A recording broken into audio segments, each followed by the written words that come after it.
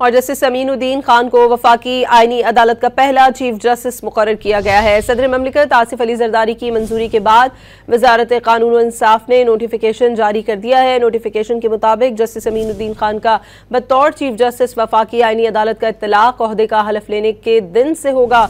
सदर ममलिकत ने वफाकी आईनी अदालत के चीफ जस्टिस अमीनुद्दीन खान की तैनाती आईन पाकिस्तान के आर्टिकल 175A की शिक 3, जिसको आर्टिकल 175C के साथ पढ़ा जाएगा, के तहत की है। जस्टिस अमीनुद्दीन खान की बतौर चीफ जस्टिस हलफ बर्दारी की तकरीब आज होगी।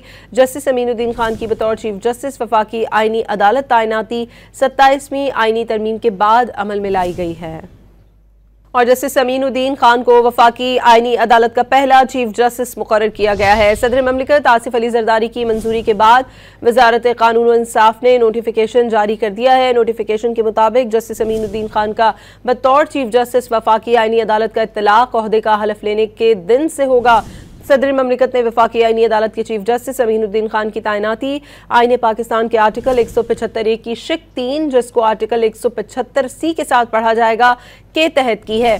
जस्टिस अमीनुद्दीन खान की बतौर चीफ जस्टिस हलफ बर्दारी की तकरीब आज होगी।